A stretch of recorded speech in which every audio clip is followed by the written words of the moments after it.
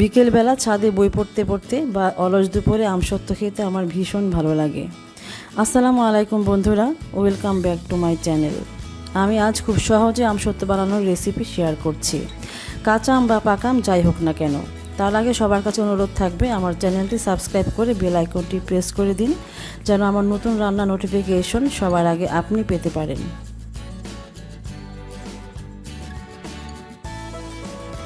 আমসত্ত্ব বানাতে আমি 1 কেজি আম নিয়েছি। দেখতে একটু হলদে মনে হলেও এগুলো প্রচুর টক আম। প্রথমে আমগুলো আমি বড়া ফেলে দিয়ে পাতলা পিস করে কেটে ধুয়ে নিয়েছি। এখন চুলার আঁচ মিডিয়ামে রেখে সিদ্ধ হতে বসিয়ে দিলাম। হাফ কাপ পানি দিয়ে দিলাম সিদ্ধ হওয়ার জন্য। একটি বোম্বাই মরিচের অর্ধেক দিয়ে দিলাম সুন্দর ফ্লেভারের জন্য, না থাকলে স্কিপ করবেন।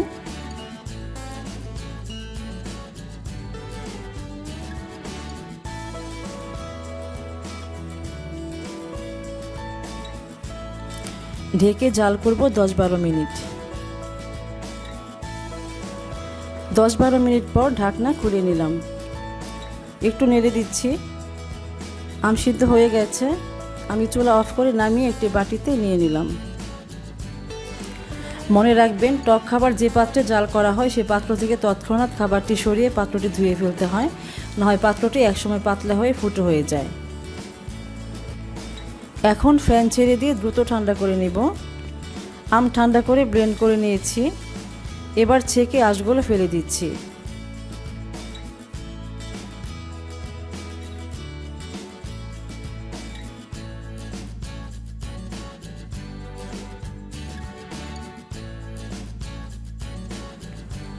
আমি সবটুকু ছেঁকে আঁশ ফেলে দিলাম।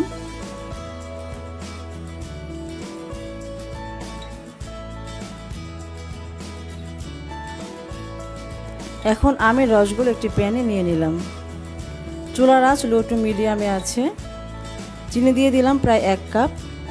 আমগুলো ভীষণই টক, তাই চিনি একটু বেশি লাগবে। পাকা আম হলে অল্প চিনিতে হয়ে যেত। এখন কিছু মশলা অ্যাড করব। এখানে আছে 1.5 চা চামচ লাল মরিচের গুঁড়া, 1/2 চা চামচ টালা জিরা গুঁড়া, 1 চা চামচ পাঁচফোড়নের গুঁড়া, 1/2 চা চামচ বিট লবণ, 4/1 চা চামচ গোলমরিচের গুঁড়া, 1 চিমটি এলাচ গুঁড়া। এই সবগুলো মশলা আমি দিয়ে দিচ্ছি। এবার নেড়ে খুব ভালো করে মিশিয়ে দিচ্ছি। বিট লবণের জায়গায় সাদা লবণ দিলেও হবে, তবে বিট লবণের টেস্টটা অনেক বেশি হয়। চুলার আঁচ মিডিয়ামে রেখে অনবরত নেড়ে যেতে হবে। চিনি থেকে পানি ছেড়ে অনেকটা পাতলা হয়ে গেছে। একটা থকথকে ভাব না হওয়া পর্যন্ত জাল করতে হবে। আপনারা দেখেই বুঝতে পারবেন ঘনত্বটা কেমন হওয়া উচিত। কাঁচা আম ও পাকা আম দুই রকম আমের আমসত্ত্বই একই মশলা দিয়ে একইভাবে বানাতে হয়, শুধু চিনির পরিমাণটাই কম বেশি হয়। অনেকটাই ঘন হয়ে এসেছে। এই পর্যায়ে আপনারা ঝাল মিষ্টি লবণ টেস্ট করে প্রয়োজন বোধে অ্যাড করতে পারেন। আমের রস ঘন হয়ে থকথকে হয়ে গেছে।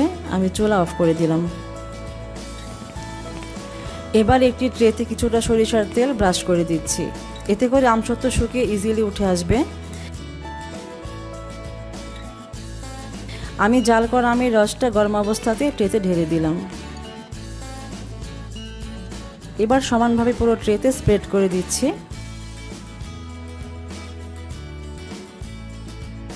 আমি ছাদে শুকাবো, তাই ছাদে নিয়ে এলাম।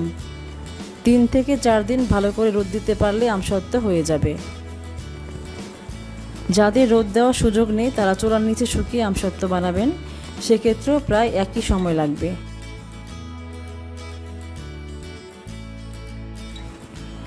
3 দিন লাগলো আমার আমসত্ত্ব শুকাতে।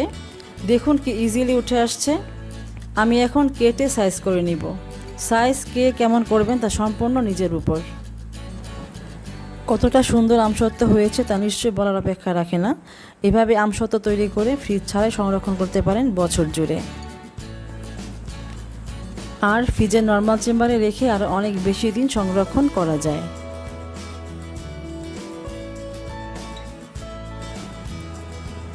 তাহলে বন্ধুরা, এখন কাঁচা পাকা সব আমই বাজারে আছে। এভাবে চটপটা স্বাদের আমসত্ত্ব বানিয়ে রেখে দিন অনেক দিন মজা করে খাওয়ার জন্য। রেসিপি ভালো লাগলে লাইক, কমেন্ট, শেয়ার করুন। সবাই অনেক ভালো থাকবেন। আল্লাহ হাফেজ।